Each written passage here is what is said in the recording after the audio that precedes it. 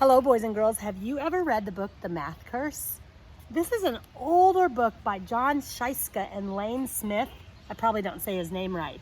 It was written a pretty long time ago. I got it way a long time ago for my copy. I think it was written in 1995. That's when I was in college. So, there are a lot of cool parts to this book. I'll read you the first couple pages. It says, it's dedicated to, if the sum of my nieces and nephews equals 15, that sum means addition. If the sum of my nieces and nephews equals 15, and their product equals 54, and I have more nephews than nieces, how many nephews and how many nieces is this book dedicated to? A third grader or older should be able to answer that. If I divide the number of years my dad was an accountant, 30, by the number of years I needed help with my math, 30, I get one dedication to my dad. Here we go. On Monday in math class, Mrs. Fibonacci, he was a famous mathematician. You know, you can think of almost everything as a math problem.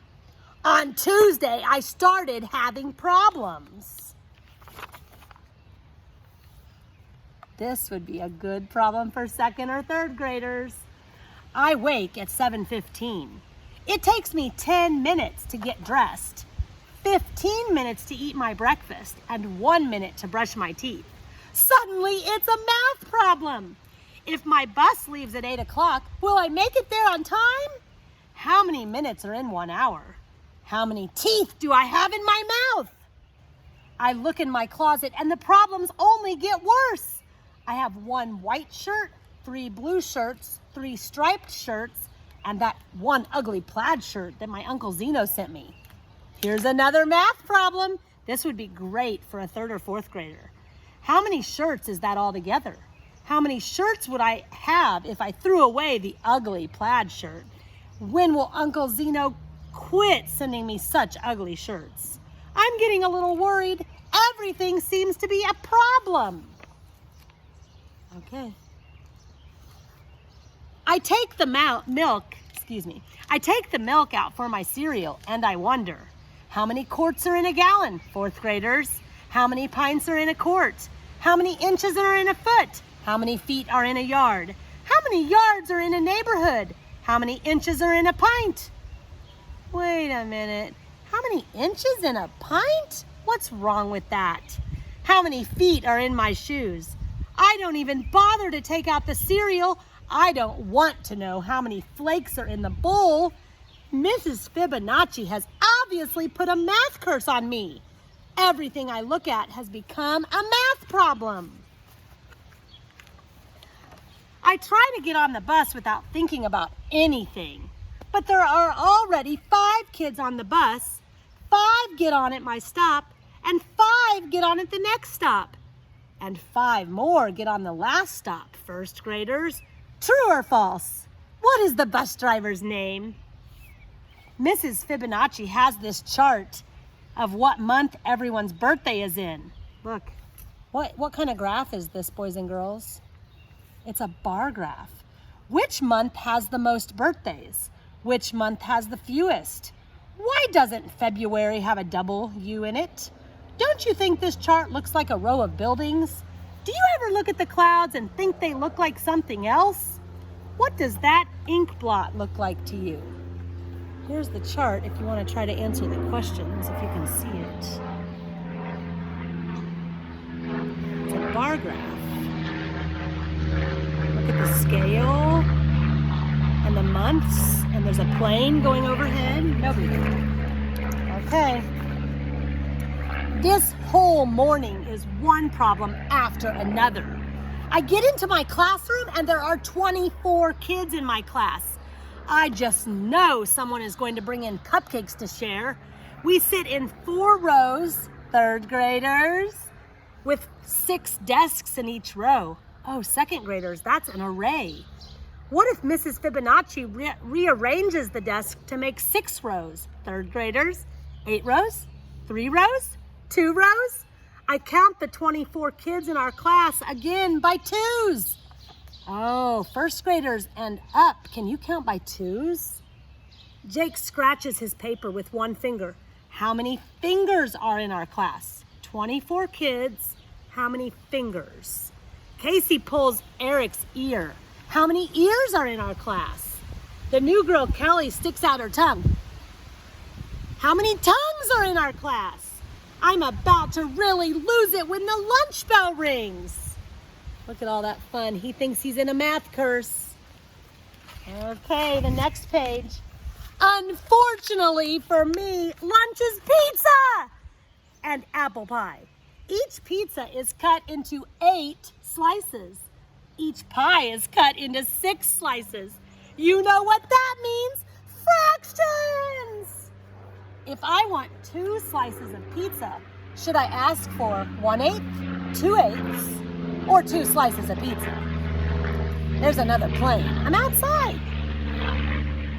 What is another way to say half of an apple pie? 2/6, 3/6, or la motre d'en tarte aux pommes? I don't know how to say that. That's French though, I think. Which tastes greater, a half a pizza or a half an apple pie? We haven't studied fractions yet, so I take 12 carrot sticks 3 at a time, and I eat them 2 at a time. Is that possible? In the afternoon, every subject is a problem. Social studies is a geography problem. The Mississippi River is 4,000 kilometers long. 5th graders, 4th graders. An M&M is about 1 centimeter long. There are 100 centimeters in a meter and 1,000 kilometers, I said it wrong, and 1,000 meters in a kilometer. How many M&Ms would it take to measure the length of the Mississippi River? Estimate. Estimate how many M&Ms you would eat if you had to measure the Mississippi River with M&Ms. Bonus. Can you spell Mississippi without any M&Ms? English is a word problem. Mail plus box equals mailbox. Does lipstick minus stick equal lips? Does tuna fish plus tuna fish equal Florida fish? Physical education, that's PE, boys and girls, is a sports problem. In 1919, Babe Ruth hit 29 home runs. He batted a .322 average and made $40,000. In 1991, the average Major League Baseball player hit 15 home runs. I'd say Babe Ruth was pretty good. They batted a .275 and made $840,000. Circle the correct answer. Babe Ruth is less than the average baseball player, he is more than the average baseball player, or he is equal to the average modern baseball player. In art, we finally get to relax with a connect the dots picture. Here is my picture. Too bad it turns out to be a connect the ancient Mayan numerals picture. I don't know anything about the ancient Mayan numerals. Maybe you do. Oh no, math time! Math is a total problem. Mrs. Fibonacci says there are many ways to count. She asks us to give some examples. Russell, kindergartners, counts on his fingers. 1, 2, 3, 4, 5, 6, 7, 8, 9, 10. Molly says 2, 4, 6, 8, 10, 12, 14, 16. Mrs. Fibonacci says, I always count. 1, 1, 2, 3, 5, 8, 13. Now, boys and girls, that's a secret way to count, the Fibonacci way. Maybe you can figure it out. But on the planet Tetra, kids only have 2 fingers on each hand. They count 1, 2, 3, 10! And on the planet Binary, kids only have 1 finger on each hand. They count 1, 10. What are the next 5 numbers in each sequence on this page? Do you think Mrs. Fibonacci has been to the planet Tetra? How would you bowl if you lived on the planet of Binary? Binary. Oh my goodness. We are just about to go home when Rebecca remembers that she has special birthday cupcakes. There are 24 kids in the class. Rebecca has 24 cupcakes. So what's the problem? Rebecca wants Mrs. Fibonacci to have a cupcake too. Everyone is going crazy trying to figure out what fraction of a cupcake each person will get. I'm the first to figure out the answer. I raise my hand and I tell Mrs. Fibonacci, I'm allergic to cupcakes. Everyone, 24 people, believe me, and they get one cupcake. No one has to figure out fractions. I stagger out of school. I'm a math zombie now. I have to find something to break this curse. I decide to try chocolate. My favorite candy bar is usually 50 cents. But guess what? Today it is on sale for 50% off. X equals negative b plus or minus the square root of b squared minus 4ac all over 2a, where a is the number of letters in your first name, b is your age, and c is your shoe size. I decide to buy licorice instead. That is the quadratic formula that I used to teach in 8th grade algebra. I pull out my money. I have a $5 bill, a $1 bill, a quarter, a penny. George Washington is on both the quarter and the $1 bill. Abraham Lincoln is on both the penny and the $5 bill. So which is true? 1 Washington equals 25 Lincolns? 5 Washingtons equals 1 Lincoln? 1 Washington equals 100 Lincolns? 1 Lincoln equals 20 Washingtons? Don't forget to show your work. Extra credit. How do you think Thomas Jefferson feels about all this? I am now a raving math lunatic. What if this keeps up for the whole year? How many minutes of math madness would that be? What's your problem, says my sister.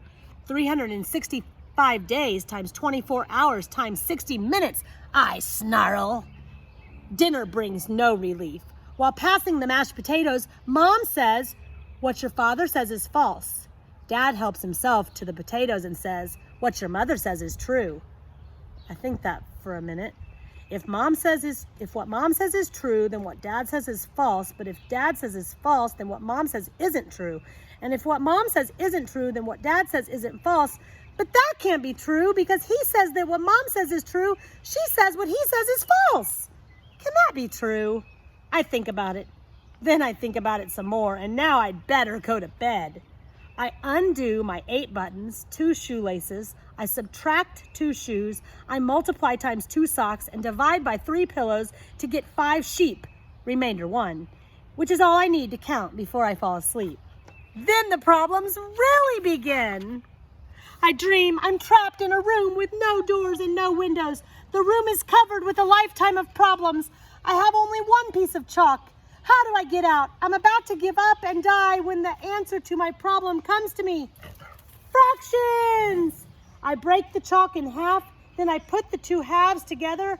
1/2 plus 1/2 equals 1 whole. I escape. I put the hole on the wall and jump out. That should have made sense, 3rd graders. I'm free! I wake up Wednesday morning at 7:15. It takes me 10 minutes to get ready, 15 minutes to eat my breakfast, and 1 minute to brush my teeth. My bus leaves at 8 o'clock. What time will I be ready? 7:41. No problem. I know, Titan, I know. I've broken the math curse. I can solve any problem, and life is just great. Until Mr. Newton says, you know, you can almost think of anything as a science experiment.